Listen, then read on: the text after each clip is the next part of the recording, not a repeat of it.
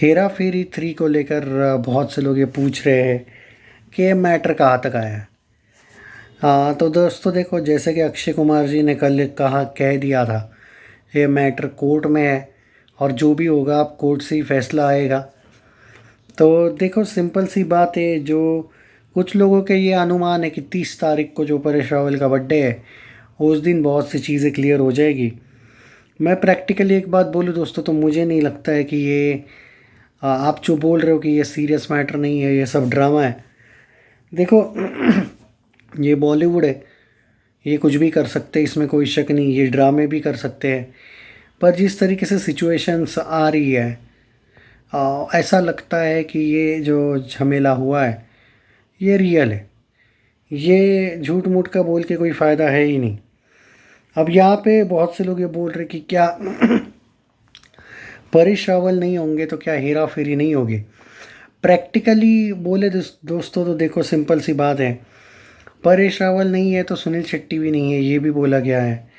I think Hera फेरी जो है वो कुछ टाइम के लिए बाद में पोस्टपोन हो जाएगा फिर वापस। जी हाँ, क्योंकि सवाल ये भी है कि क्या लोग बाकियों को एक्सेप्ट करेंगे।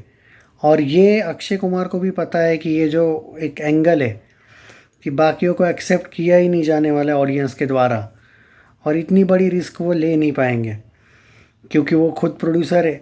और हेरा फेरी में लोग इमेजिन भी नहीं कर सकते कि सिर्फ राजू है, श्याम और बाबू नहीं है, या फिर श्याम और बाबू कोई चेंज हो गए। ये कोई टीवी सीरियल नहीं है भाई कि चेंज हो जाएगा तो लोग एक्सेप्ट करेंगे। वो तो सिर्फ तारक मेहता में ही लोग एक्सेप्ट कर लेते हैं, क्योंकि जो सीरियल इंडस्ट्री वाली पब्लिक है वो एकदम झंडू होती है। फिल्म इंडस्ट्री वाली पब्लिक इतनी इजी नहीं चेंज होती है भाई।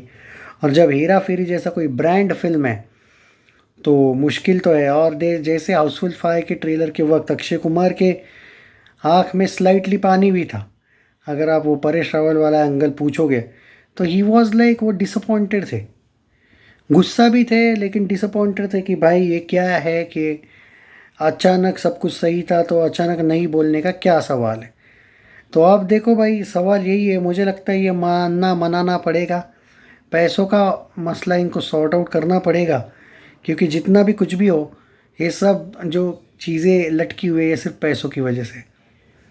तो देखते हैं कि क्या होगा क्या नहीं, पूरा डिटेल में चर्चा दे दूँगा, करूँगा इसके बारे में। लेकिन सवाल ये है कि जो लोग पूछ रहे हैं कि भाई सब कुछ सही कैसे होगा, सिंपल सी बात है, सब कुछ सही होगा पैसों की वजह से। ये पूरा मसला है वो सिर्फ पैसों पे टिका हुआ है। और जो भी इनका डील था 15 करोड़ का, जो इन्होंने कहा है परेश रावल ने कि भाई 15 करोड़ मुझे जो मिलने वाले, तो वो फिल्म रिलीज़ के 1 महीने बाद एंड ऑल, कुछ इन लोगों ने टर्म्स एंड कंडीशन लगाए थे, वो इनको चेंजेस करने पड़ेंगे। तब जाके अगर कोर्ट में ये मसला सॉर्ट आउट हो सकता है, ऐसा मुझे लगता है, क्योंकि मैटर सिर्फ पैसों का है। परेश रावल एंड टीम ने ये कहा है कि स्क्रिप्ट का मसला है। उनका ये कहना था कि ये स्क्रिप्ट वैसी नहीं है जैसे पार्ट 1 और पार्ट 2 की थी।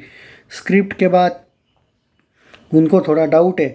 अब देखो, ये स्क्रिप्ट वाला मसला है तो शायद फिल्म और पोस्टपोन हो सकती है, लेकिन अगर ये मनी वाला मसला है तो बहुत ही जल्दी सब कुछ सॉर्ट आउट होगा, मुझे ऐसा लगता है, क्योंकि कोई रिप्लेसमेंट का सवाल नहीं आता है। It's Hera Pheri, it's not कोई सीरियल वेरियल नहीं है ये।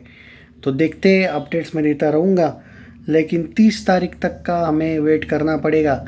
कोई अगर ड्रामा है तो तब तक पता चल ही जाएगा।